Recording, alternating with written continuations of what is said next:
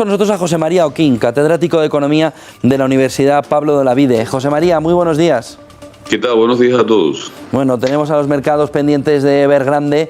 No sé cómo estás viendo, José María, la crisis que puede provocar y qué ves de next step que pueda haber en el entorno de esa posible quiebra. Yo creo que puede ser el inicio de un problema que se estaba gestionando en China, ¿no? Porque China cambió su modelo. Es decir, el modelo inicial es los chinos consumen poco, ahorran mucho y los productos que fabrico los exporto, los vendo fuera, ¿no? Y con el ahorro que originan esa falta de consumo, digamos, porque tampoco tenían un nivel de vida alto, financio el crecimiento económico, ¿no? China necesita crecer casi un 6-7% para quedarse como está, ¿no? Es un poco lo que hablamos del crecimiento natural o la ley de Okun, ¿no? Si no quiero generar paro, pues tengo que crecer un 6-7%. Entonces ese modelo le funcionó muy bien, obteniendo con las exportaciones un montón de reservas, ¿no? En dólares, que invertía en bonos y tenía también en dólares en efectivo. Y un gran poder, ¿no? Financiero y económico. Después vino la crisis de 2008 y cuando todo el mundo occidental se vino abajo y las exportaciones dejaron de crecer, entonces cambió el modelo, ¿no? Entonces hizo que los chinos consumieran mucho más y mejoraran su bienestar, pero claro, dejaron de ahorrar, ¿no? Y entonces ante la falta de ahorro y necesitaban seguir creciendo, recurrieron a los mercados financieros internacionales, entraron en el Fondo Monetario y entonces fueron a captar el ahorro internacional, ¿no? Ese ahorro internacional es el que ha entrado y es el que ha hecho que las grandes compañías pues crezcan a unas dimensiones estratosféricas, ¿no? Para una economía como puede ser la española, ¿no? Esta empresa que está ahora mismo en riesgo de colapso financiero pesa el 2% del PIB de toda la economía china, ¿no? Entonces este es el modelo que de pronto ha empezado a cuestionarse, ¿no? Por los propios chinos, ¿no? Y ya han empezado a poner limitaciones a muchas empresas que se han endeudado mucho para crecer. Han crecido mucho, han comprado empresas, han invertido en nuevos proyectos. Por ejemplo, Evergrande pues tiene unos proyectos muy fuertes en coches eléctricos, en baterías, con muchas empresas alemanas y de otros países.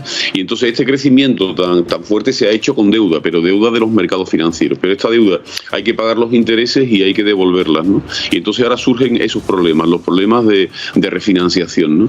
Y entonces el gobierno tiene que tomar algunas series de medidas. Ya las está tomando porque está repatriando muchas inversiones de fuera, viendo que yo creo que un poco captar inversiones, ahorros de fuera, pues un poco, o sea, ha cogido una dimensión que ya no controlan demasiado, ¿no? Y ahora tienen que ver qué hacen, ¿no? Si van a intervenir y decir, bueno, esta empresa la tenemos que salvar y tenemos que crear dinero porque no tienen otra forma de hacerlo con los problemas que esto puede originar. O lo que se está también observando es que este capitalismo de Estado, que es en el que se mueve China, ¿no? Es un capitalismo, el mercado funciona de una forma, digamos, con más competencia que en otros países, como por ejemplo España, que en algunos sectores está más regulado, pero crece mucho, pero el Estado siempre tiene un poder sobre las empresas de una manera o de otra, ¿no?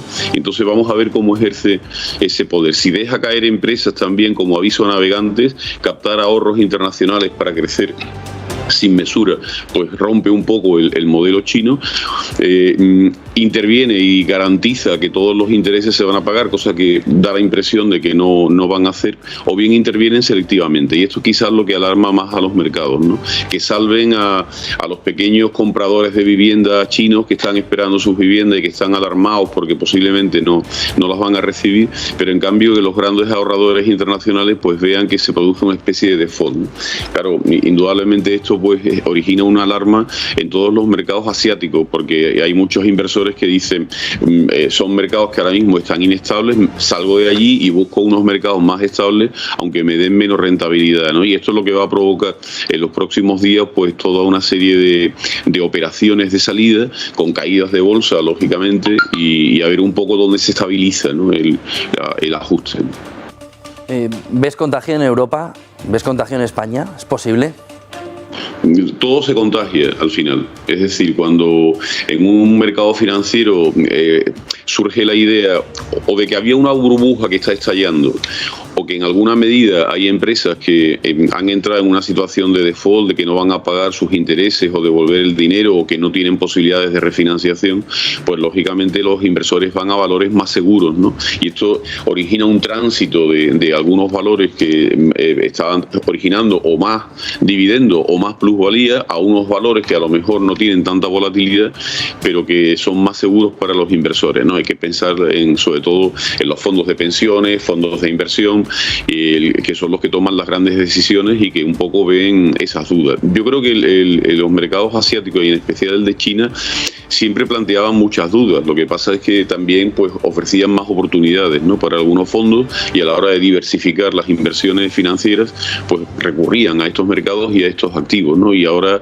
posiblemente sea el momento de irse. Lo más interesante va a ser en una economía pues esto de capitalismo de Estado, ¿no?, donde el Estado controla tanto y manda tanto, qué es lo que puede hacer el gobierno y cómo lo va a hacer. Pensemos que los chinos suelen tener una estrategia muy a largo plazo de las cosas y normalmente las han ejecutado bien, pero vamos a ver en la coyuntura, en el tener que intervenir de un día para otro, pues cuáles son las reacciones que producen, ¿no? La reunión de la FED se inicia hoy, vamos a ver cómo se hace sobre todo la parte más escrita de esas actas mañana de la Reserva Federal. Estamos viviendo, o parece que se puedan estar viviendo, José María, los últimos coletazos de una época de dinero muy barato, casi en tasas o en tasas negativas en la mayoría de los casos. Vamos a empezar a ver ya cómo los tipos de interés a medio plazo, 2023, empiezan a coger cuerpo y términos positivos. Estamos un poco atrapados, ¿no? Es una situación muy complicada, ¿no? Porque tenemos una recesión de balance por un lado, en la medida en que los estados en este caso están muy endeudados, y una trampa de liquidez, ¿no? Entonces esa combinación es compleja, ¿no?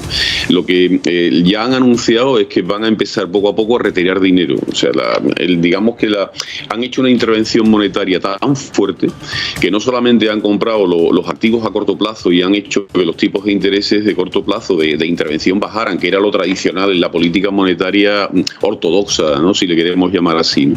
Pero como ha habido que meter más dinero ante la crisis de 2008 y ahora la que se ha venido encima con la pandemia, entonces han empezado a intervenir, es decir, a comprar activos a más largo plazo. Y entonces han ido bajando los tipos de interés de todos los activos, no solamente los activos clásicos de intervención, repos, etcétera, sino también bonos a 10 años. Todo ha empezado a comprarse, incluso activos de entidades y de instituciones privadas, ¿no? Entonces los tipos de intereses por lo que están tan bajos. Yo creo que van a dejar de intervenir y poco a poco van a ir soltando los activos más a largo plazo, que serán los que en primer lugar irán subiendo. A lo mejor el tipo de intervención no cambia. Ellos siguen prestándole a los bancos a ese tipo de interés, pero empiezan a soltar toda una serie de activos a más largo plazo y además a no comprarlos, ¿no? Pero por otro lado hay un problema, ¿no? Y es por lo que decía que estamos atrapados sobre todo en el mundo europeo y en áreas tan endeudadas como puede ser la europea en algunos países, ¿no? Y es que si los tipos de intereses a largo plazo suben, la carga de la deuda, los intereses que pagan los gobiernos por la deuda, pensemos que España, según la OCDE, pues tiene contando todo lo que debemos, no dejando partida fuera, debe el 140% del PIB, pues entonces estamos pagando unos intereses que son altos, ¿no? Si los tipos de intereses van subiendo, se va comiendo cada vez más impuestos que se recaudan y te deja menos dinero para el gasto público, es decir, la educación, la sanidad, las pensiones, ¿no? Y esto un poco va a obligar a subir los impuestos. Por eso yo creo que lo van a hacer muy lentamente, avisando de que lo van haciendo. De hecho lo están haciendo ya y están empezando a utilizar lo que se llama la política de señales, ¿no? No hago cosas, sino que digo que las voy a hacer, ¿no? Entonces los mercados poco a poco se van ajustando. Claro, ahora el mare magnum que se está produciendo en China o que se puede producir puede originar que vuelvan a tener que hacer unas políticas expansivas, ¿no?, para evitar desplomes de algunos activos financieros y unas subidas de tipos de interés. Pero creo que el mundo occidental y sobre todo Europa y Estados Unidos harán de espacios de refugio y no de aumentar la volatilidad, sino de que vengan capitales financieros que están ahora mismo en las bolsas asiáticas y un poco refloten algunos activos de aquí.